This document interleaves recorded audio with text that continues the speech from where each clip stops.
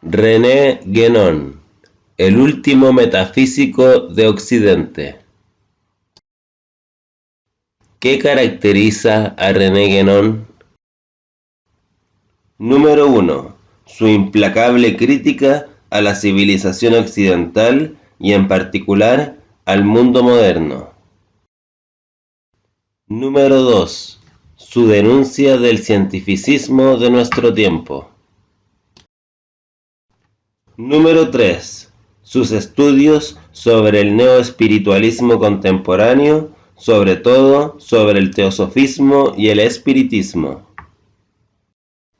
Número 4. Su aristocracia espiritual, reflejada en la tesis de que la salvación de Occidente requiere la formación de una élite intelectual. Número 5.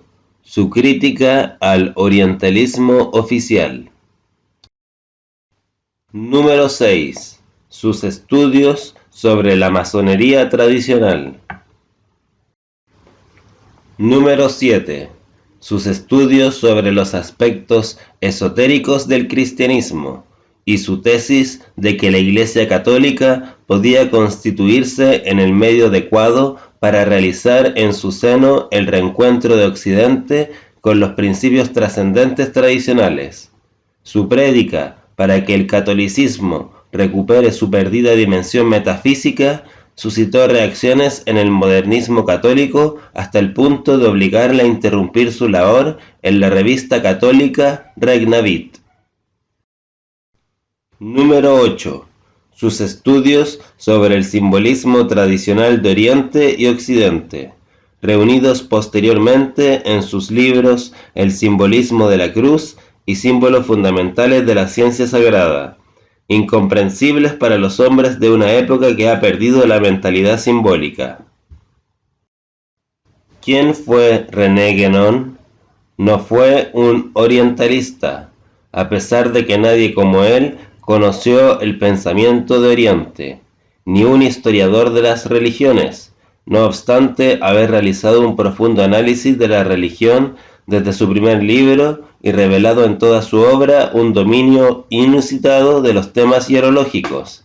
Tampoco fue un sociólogo ni un filósofo de la historia, como podría inferirse de los libros que dedicó al análisis del mundo moderno, ni siquiera un ocultista, como pretenden quienes lo han leído oblicuamente. Podríamos llamarlo metafísico. Desde su llegada a París y durante 25 años, Guénon vivió en un pequeño departamento, lejos del ruido y la multitud. Después, conducido por un amigo, ingresó en la escuela hermética, dirigida por el doctor Gerard Encausse, más conocido por el seudónimo de Papus.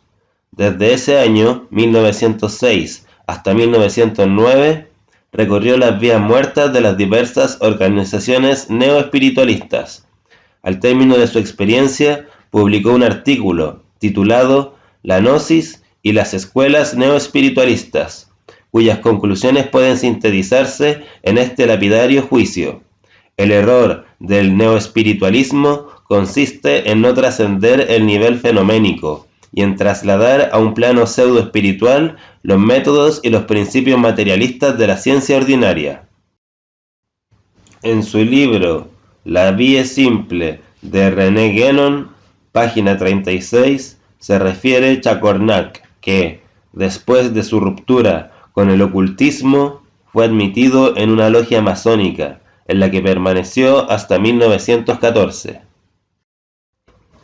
Si bien la elección y el desarrollo de sus temas tuvieron siempre una intención metafísica, el orden de su publicación obedeció a las condiciones cíclicas que fue detectando lúcidamente durante su vida. Por eso, si examinamos los temas de sus libros y sus artículos desde una perspectiva metafísica, advertiremos, tras la apariencia circunstancial de los títulos, un hilo secreto que los une misteriosa pero firmemente. Desde este punto de vista pueden descubrirse en la obra guénoniana tres grandes temas. 1. La crítica del mundo moderno. 2. La doctrina metafísica. Y 3. Los estudios simbólicos. El germen de las obras, en las cuales llevó a cabo su tremenda crítica de la edad contemporánea, ya estaba implícito en la introducción general al estudio de las doctrinas hindúes. Incluso en la conclusión de este libro formula una seria advertencia a Occidente acerca del inminente riesgo de autoaniquilación al que está cada vez más expuesto, mostrando cuáles son los caminos posibles para su salvación. 1. Que Occidente retorne a las fuentes metafísicas de su propia tradición. 2. Que Oriente, para salvarlo, lo asimile de grado o por la fuerza. Y 3. Es que Occidente desaparezca sumido en la peor barbarie. Para descubrir estas causas, dice, hay que remontarse al siglo XIV. Con la destrucción de la Orden del Temple, se perdió el nexo que conectaba al Occidente con el Oriente tradicional. Occidente no es solo un apéndice geográfico de Asia, sino que lo es ontológica y cosmológicamente. Oriente es el tronco y Occidente moderno una rama que se ha ido alejando más y más de aquel. Años después, retorna el tema de la crisis de la civilización occidental, en la obra ya mencionada, La crisis del mundo moderno. Aplica su conocimiento de la teoría de los ciclos cósmicos, identificando nuestra época como la Edad Sombría, o Kali Yuga, llamada también Edad de Hierro, correspondiente a la cuarta etapa de un ciclo completo de vida, o Manvantara.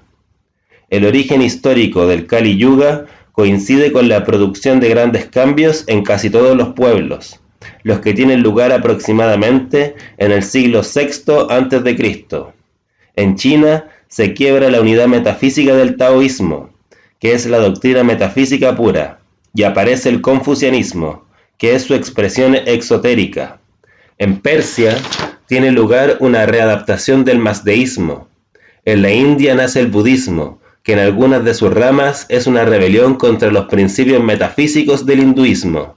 Y en Grecia empieza la filosofía, que coincide con la muerte del orfismo y la readaptación de los misterios tradicionales, de naturaleza originariamente esotérica y metafísica. Una civilización normal implica el equilibrio entre el conocimiento y la acción, y la dependencia de ésta con respecto a aquel. El mundo moderno muestra la acción por la acción misma, y un desprecio creciente por el conocimiento, sin comprender que sin éste ni la acción es posible, porque el conocimiento opera como el motor inmóvil de Aristóteles. Estos conceptos serían desarrollados en un libro que publicó 2 años más tarde, Autoridad Espiritual y Poder Temporal. En la conclusión de la crisis del mundo moderno, retoma una vez más su acariciado anhelo de la constitución de una élite intelectual en Occidente, pero esta vez piensa que, sin ser imprescindible, sería conveniente que la élite contara con un apoyo institucional. Solo hay una institución tradicional en Occidente que puede cumplir esta misión, dice, y esta es la Iglesia Católica. Finalmente, hay motivos para suponer que Guénon fue elegido por una organización iniciática oriental como representante occidental más calificado para recibir y transmitir el acervo metafísico tradicional del Oriente. Él mismo confesó a Chacornac que su conocimiento de las doctrinas y las lenguas orientales no venía de los libros, y P. Serant afirma que es casi seguro que a la edad de 21 años Guénon haya recibido directamente de representantes de las doctrinas islámicas, hindú y china los elementos necesarios para la elaboración de su síntesis tradicional.